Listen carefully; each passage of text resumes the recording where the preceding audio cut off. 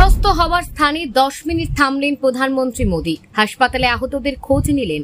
গুজরাটের আহমেদাবাদে air India বিমান দুর্ঘটনা নিয়ে সারা দেশে শোকের ছায়া নেমে এসেছে।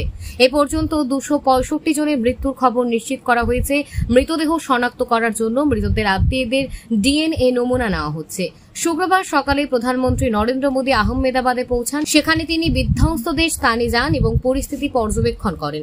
এরপর তিনি সিভিল হাসপাতাল পরিদর্শন করেন, যেখানে তিনি দুর্ঘটনায় আহতদের সাথে দেখা করেন।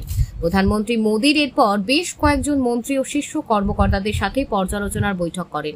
তিনি কর্মকর্তাদের সাথে বৈঠকে দুর্ঘটনা তদন্ত এবং মৃতদের ডিএনএ মিলানে দ্রুততা আনার নির্দেশ দেন।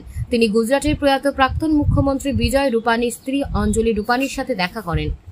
বিধ্বংসের স্থানে প্রধানমন্ত্রী মোদী, যেখানে প্লেন বিধ্বংস হয়েছিল, সেখানে প্রধানমন্ত্রী মোদী প্রায় 10 মিনিট থামেন এবং পরিস্থিতি পর্যবেক্ষণ করেন। এই সময় কেন্দ্রীয় বেসামরিক বিভাগ, বিমান পরিবহন মন্ত্রী রামমোহন নাইডু সহ শীর্ষ কর্মকর্তারা তাকে ঘটনার বিস্তারিত বিবরণ দেন। হাসপাতালে আহতদের সাথে সাক্ষাৎ। প্রধানমন্ত্রী মোদী সিভিল হাসপাতালে আহতদের সাথে দেখা করে তাদের খোঁজ নেন। তিনি আহতদের সাহস যোগান এবং সম্ভাব্য সব ধরনের সাহায্যের আশ্বাস দেন। সিভিল হাসপাতালে আহতদের সাথে প্রধানমন্ত্রী নরেন্দ্র মোদীর সাক্ষাৎ।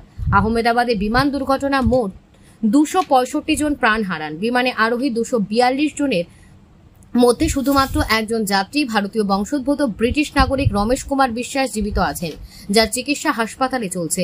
প্রধানমন্ত্রী নরেন্দ্র মোদী সিভিল হাসপাতালে বিশ্বাসের সাথে দেখা করে তার খোঁজ খবর নেন। এই দুর্ঘটনায় বেঁচে থাকা একমাত্র যাত্রী বিশ্বাস কুমারের সাথে কথা বলেছে।